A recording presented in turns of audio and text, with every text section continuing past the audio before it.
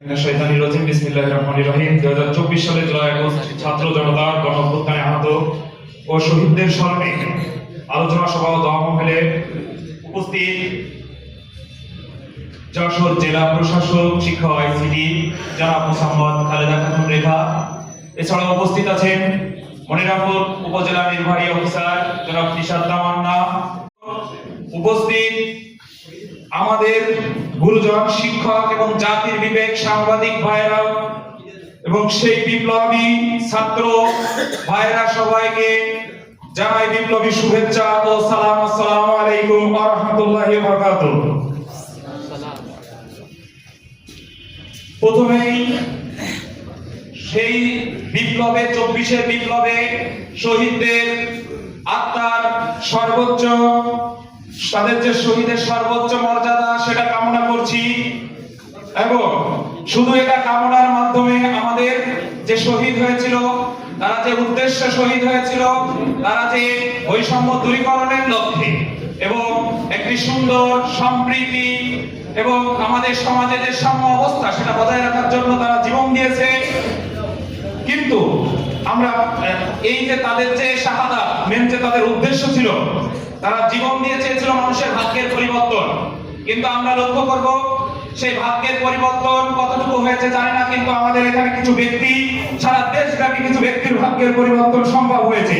বিগত দিনে ছাত্র সমাজ ফ্যাসিস্ট দখলদারি অপশক্তির চৌধুরানীকে উপেক্ষা করে আমাদের যেমন যে ফ্যাসিস্ট একটা গোষ্ঠী সারা বাংলাদেশে নির্যাতন নিষ্পেষণের যে স্টিম রোলার চালিয়েছিল, সেটা থেকে আমাদের মুক্তির জন্য ছাত্র সমাজ রাস্তায় নেমে একটা ফ্যাসিস্টকে দেশ থেকে বিতাড়িত। আমরা কি এখনো স্বাধীনভাবে কথা বলতে পারছি? আমরা কি দুর্নীতির থেকে বের হয়ে আসতে পারছি? পারছি না।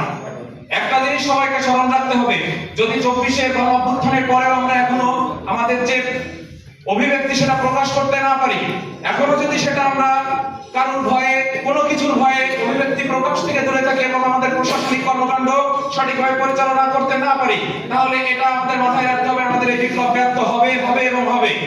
আমাদেরকে সেজন্য সবাইকে আরেকটি বিপ্লবের জন্য প্রস্তুতি নেওয়ার দরকার। কারণ আমরা যে কতটুকু সংস্কার করতে পারবো এবং আমরা যারা এই ছাত্র আন্দোলনে জড়িত ছিলাম, তার আমাদের যে আসলে ভবিষ্যৎ কি এটা আমরা কেউ জানি না। কারণ এই বিপ্লবের যদি আমরা যথার্থ ব্যবহার বা আমাদের যথার্থ সংস্কার করতে না পারি, তাহলে আমাদের সবকিছুই ব্যর্থ। একটা জিনিস, আমাদের যে পরিবারগুলো সন্তান হারিয়েছে, তাদের কি চাওয়া পাওয়া ছিল?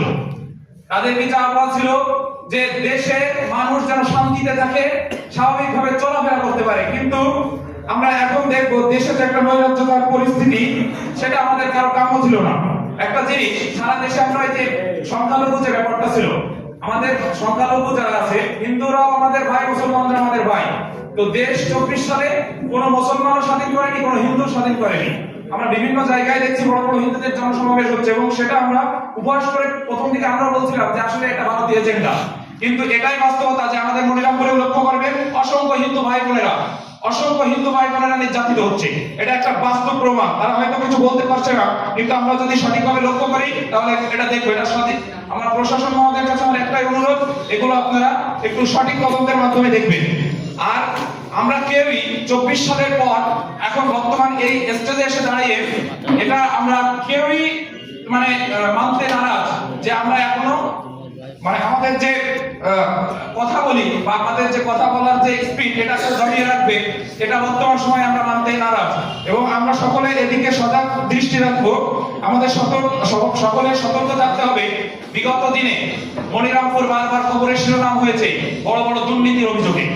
আমাদের সকলকে সতর্ক থাকতে হবে যেন এই রকম দুর্নীতির অভিযোগ মনিরামপুরবাসী আর না টানা লাগে।